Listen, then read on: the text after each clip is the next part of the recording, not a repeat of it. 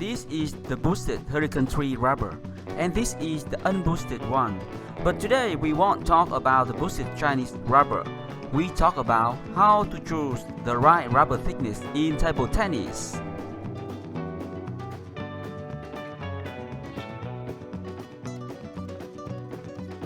What sponge thickness should I choose? 1.7 mm, 1.9, 2 mm or max thickness?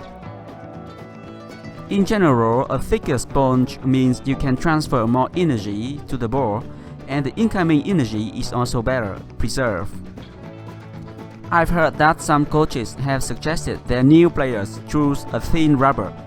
These coaches claim thicker sponge has less control. I don't agree with this. I think that using too thin rubber is very dangerous for new players, for beginners. Using too thin rubber forms a bad habit. For my new players, I always advise them to use the thickest and the fastest rubber possible.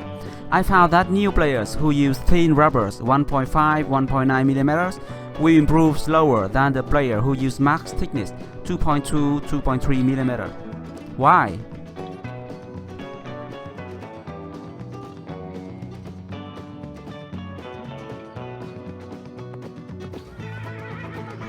Because of the bottom out phenomenon of thin rubber. Bottom out is the phenomenon that the throw angle of the ball is very low. There is not enough sponge to absorb the energy, and the ball often goes to the net. To compensate for the bottom out effect, new players tend to hit upward. Let's watch this funny demonstration of Takyu Kinin.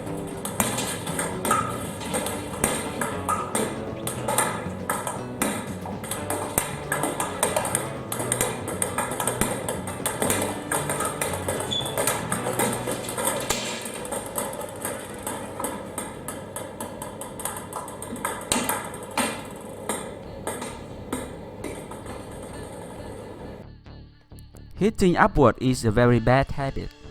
When you hit too upward, then your shot is less consistent and less power.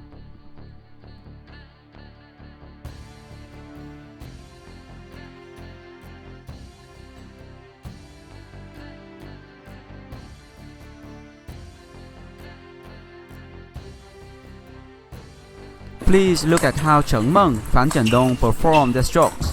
They always hit forward but not upward. Hit the ball forward is the only way to make the ball more powerful.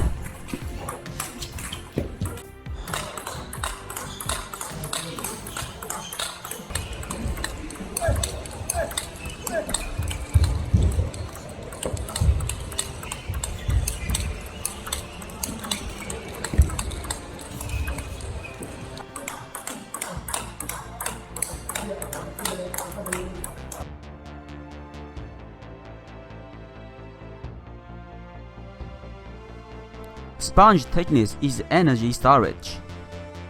The sponge had two roles, compressor and energy storage. Some coaches didn't understand the benefit of this energy storage, and they always recommend a very thin rubber to a new players. Like, hey, if you are new to table tennis, choose only 1.5 mm to 1.8 mm. They say that a thinner rubber will give you more control. This is a very bad advice. It is the problem of the blade, not the rubber. If you don't have control, then you are using a too fast blade. Change the blade, choose a slower one, but don't reduce the rubber thickness. It is very dangerous for the new players. Please watch this video. The blade decides 80% of your playing style, the rubber decides 20%. That is the blade that gives you the feeling, the vibration, not the rubber. Use the thickest rubber as you can, because the rubber function is to store energy. If you don't have enough sponge thickness, then you lack energy, power and spin in your shots.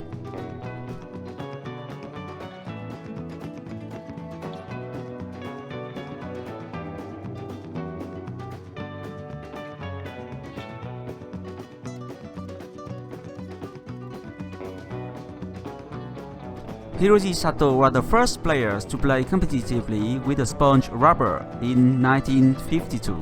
He won 2 medals in the single and team event in the World Table Tennis Championship, and he used a 10mm thick rubber. Yes, 10mm thick rubber. In the coming years, almost all top-class players use racket covered with a thick sponge.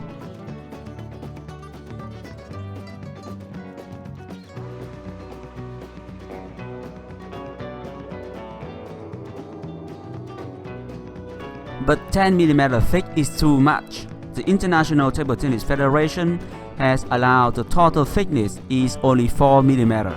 Thick total thickness is the sum of the top sheet and the sponge.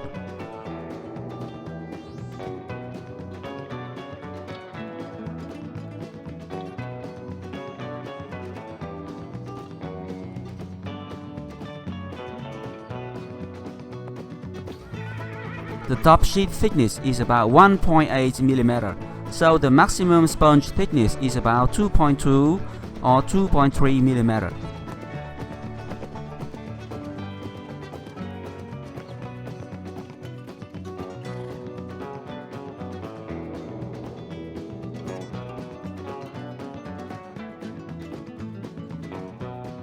Conclusion: this is the short resume. Search on Google, choose the right rubber thickness PingSunday to read the full guide.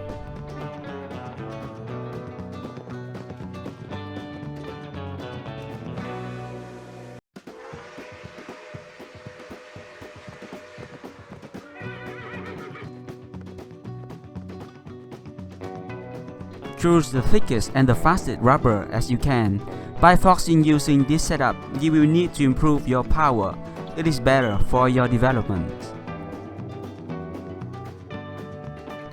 It depends on your hitting power, but don't choose too thin rubber or too soft rubber, even you are a new player.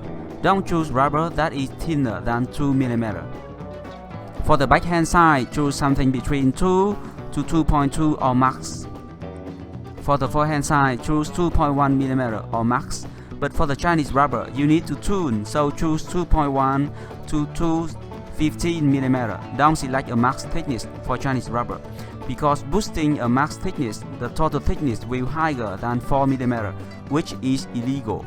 The sponge absorbs the booster and expand. So finally, to improve fast, you need to train like a pro with similar type of equipment of the advanced players. I will explain the booster, how to tune Chinese rubber in another video.